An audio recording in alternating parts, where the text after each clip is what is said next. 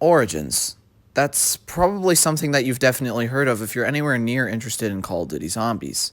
If you were a casual player like me, you probably thought Origins was a very, very hard map, from the complex upgrade steps to the staffs, to the generators, to Pack-a-Punch, to all this other stuff that has to do with the map.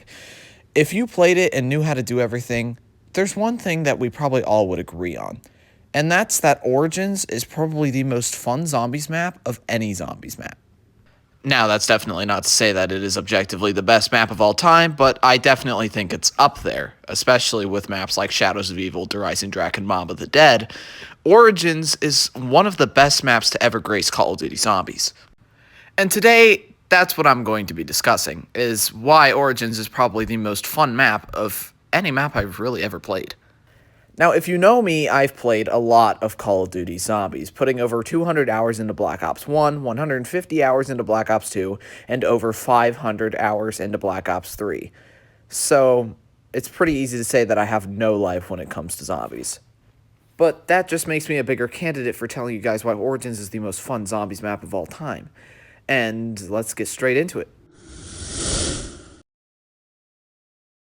First things first, I actually want to talk about the design of Origins itself.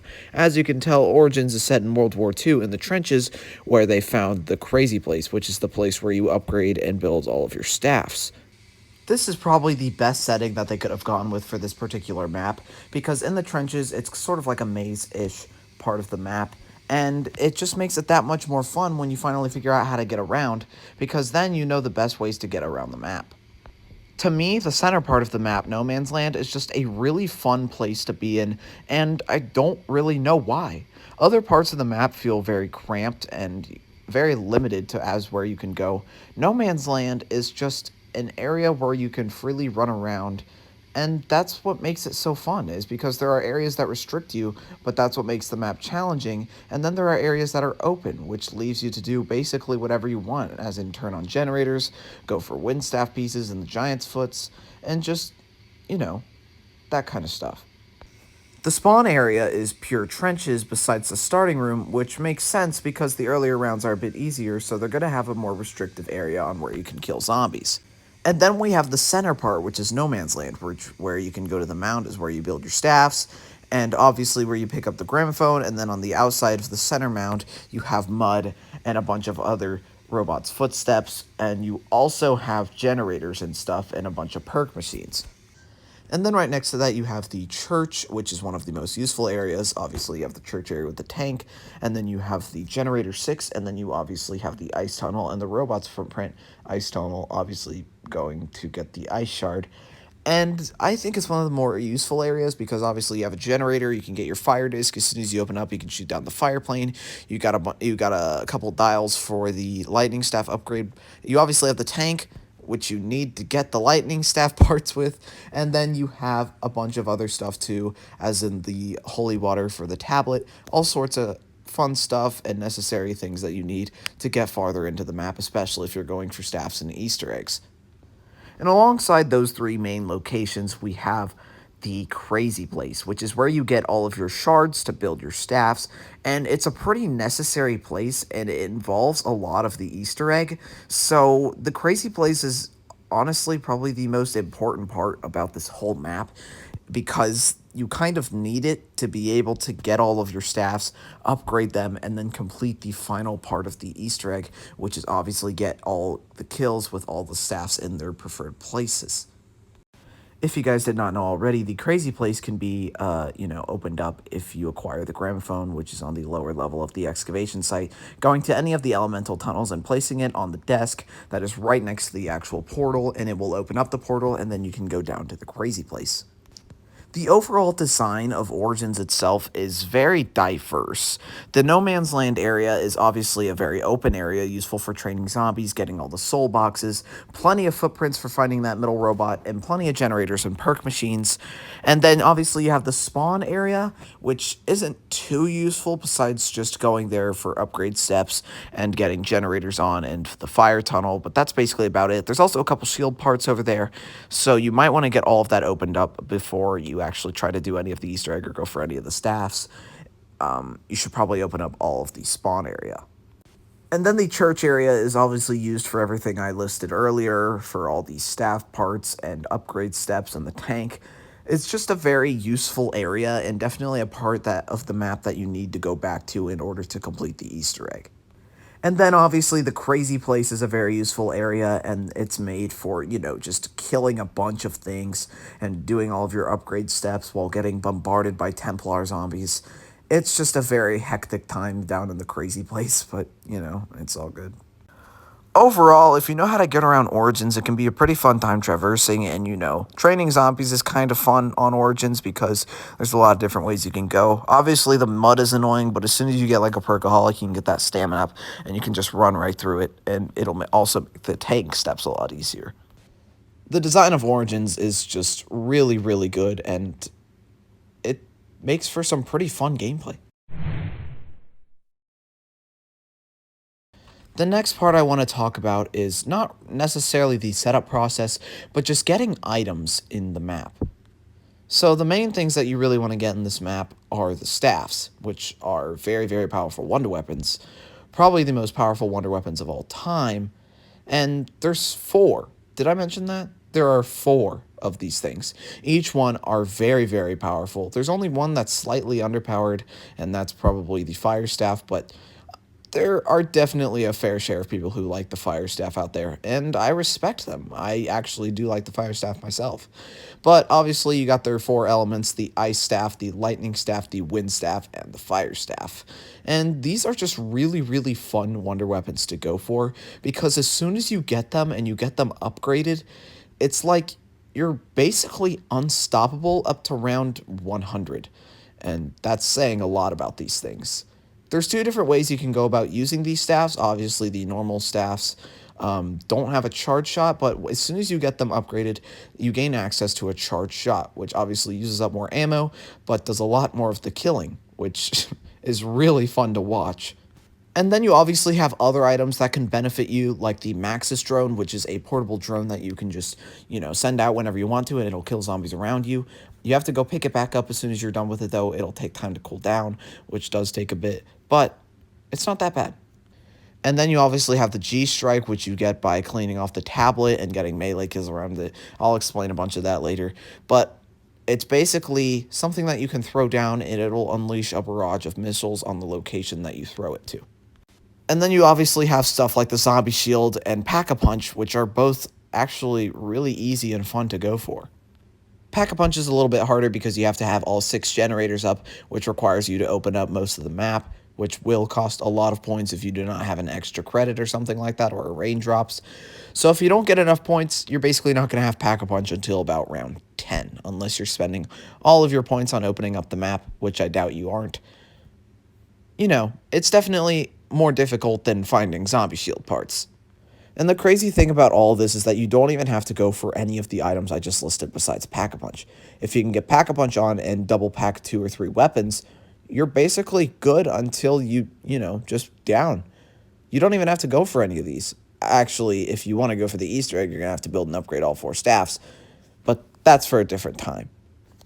Basically, all I'm saying is that these items are only necessary if you're going for the Easter egg, but if you're going for high round attempts or you're just trying to play the map casually, these items you don't even have to think about. You can just open up Pack-a-Punch and you'll be good for a long time. Now it's time for the biggest and final reason why Origins is the most fun map of all time, and that is the setup process and doing the Easter egg. First things first, you're going to need to build and upgrade all 4 of the staffs, which is already more fun on its own. For the ice staff, you have to wait until it's snowing and then use your shovel to dig up certain dig sites in all 3 of the different locations of the map on rounds that is snowing. And then for the lightning staff, you have to use the tank, as I mentioned earlier, in the church region, and then you have to go around to 3 different locations on the map. You have to jump off the tank, go grab the part, and then hop right back on the tank to go to your next location. For the wind staff, you have to get inside one of the robot's foots that is glowing on the 3 different sides of the map, obviously no man's land, spawn, and church. And then for the fire staff, first you have to open up the church region, and then you can shoot down the fiery plane in the sky, which will drop one of the parts for the actual staff. Then you have to beat the Panzer, which comes in on round 7 to 10. which will drop one of the pieces. And then finally, you have to get generator 6 turned on, which will give you one of the pieces, and then you can go build your fire staff. I'd say that getting the staffs and all the stuff I'm about to mention isn't as necessarily really fun as it's not tiring, and it's something that you'll never get bored of. It's something that you'll strive for getting better at, and it's something that you'll need to get perfection for. The G Strike is definitely one of the more tedious things to go for. You have to get melee kills near the church, which normally me and my friend, we've come up with a plan on how to do that more efficiently, and that's just to get one of our staffs upgraded so that we can get easier melee kills. Or we wait until we get a Perkaholic, and then we just use our Widow's Wine knife to knife them. And then you have to pick up the clean tablet, go through the mud trail, or the non-muddy trail, I should say, go back to all the way to Generator 2, put it down, and then get melee kills by it. It will give you the G-Strike, and that's how you get the G-Strike. For the Maxis Drone, it's as simple as picking up 3 pieces around the map and then crafting it at one of the buildables benches. So as I mentioned, the first step to the Easter egg is getting all 4 of the staffs upgraded and putting them in their correct positions around the map. The fire staff goes in the mound at the bottom, and then the ice staff goes on the far left where the church robot is, which obviously getting the staffs in the robots can take a little bit of time, but it's always fun when you finally get that robot and it's on the right foot and you just feel that sense of joy knowing that you never have to go inside a robot until a couple steps later. The lightning staff is on the far right, obviously being spawn, and then the wind staff is in the middle, also known as no man's land. You have to put all 4 of the staffs in their correct positions, as I just mentioned, and then you can begin on your next step. Your next step requires the G-Strike and getting into a robot's foot. This is a lot harder on solo because you only have to pick one of the feet and you have to do it in a certain amount of time. But basically there will be a patch on the ground near Generator 5, and what you have to do is you have to throw the G-Strike at that patch as soon as your friend goes into one of the specific robot's foot and presses the red button that will begin a timer. You have to throw the G-Strike onto the patch, which will bombard it with missiles, and it will open up. And then your friend has to or whoever has the Maxis Drone throws the Maxis Drone over the patch, and this is where it gets a little bit scary. I almost pissed myself doing this step, but it was a lot of fun to do, and it was a lot of fun for my friend as well, who I made do the step. But basically, as soon as you throw the Maxis Drone over the patch, a bunch of Panzers will start to spawn. There will be about 12 Panzers spawning, and it will be so hectic because you have to kill them all in order to do your next step. And it's really fun going around and killing all the Panzers with your upgraded staff because you could just absolutely demolish them. But it's also really scary seeing all the Panzers just hop out of the, that little hole in the ground that you just made using your Maxis Drone. But all in all, if you get the step completed, it's pretty darn fun. Next, what you have to do is you have to shoot the 3 burning wagons around the map with your upgraded ice staff, and then it'll give you a free zombie blood, which you will then use to shoot down a colored plane in the sky that only the player in zombie blood can see, and then a zombie pilot will spawn going clockwise around the mound, which then the player in zombie blood will only be able to see him, and they have to kill him using a staff and then pick up the Maxis Drone, or the upgraded Maxis Drone, that the zombie pilot drops. Then after that, what you need to do is you need to get the Thunder Fist, which requires you to fill up the 4 soul boxes around the map and the giant's footprints. And then after you get all 4 of them opened up, you have to go over to Generator 6 or any box that allows you to collect rewards for challenges, and then pick the bottom reward, and then you'll have your Thunder Fist, which is basically an overpowered version of the melee. And what you have to do is you have to go to the bottom of Excavation Site, or the bottom of the mound, and then you have to kill Templar zombies that have the white mist around them. And then if you kill enough, they will drop a tablet, which you will then use to get your upgraded Thunder Fist. And as soon as you kill enough of them, you will hear a completion noise, and then you can move on. And then finally, what you have to do is you have to come down to the crazy place, put all 4 of your staffs in the correct positions, and then what you have to do is you have to get a bunch of kills. I recommend doing Killjoy for this. And then as soon as you get enough kills, you put the Maxis Drone in the light, and then you access the teleporter, and you will gain access to the cutscene. Whew. That was a lot, but as soon as you get those all done, I know it sounds like a lot, but as soon as you get them all done, I swear, it is the most hype you will ever be, because Origins is such a hard map on its own that once you complete the Easter egg, it's definitely one of the more hype moments you will ever have in Zombies. And That's what makes this map so much fun, is that everything that I just talked about will never get boring. You'll never get, like, you did it so many times that you're bored of it now. You'll just, you know, it'll be kind of muscle memory to you at one point. You'll never get tired of it. You'll never get tired of getting all the staffs. You'll never get tired of doing the same upgrade steps. And you'll obviously never get tired of doing the Easter egg steps, especially the Panzer step. But all in all, the Easter egg and the setup process is what makes Origins such a fun map on its own. Obviously, you can tell how excited me and my friend were as soon as we got this Easter egg done. So much training! Oh my god, we did it!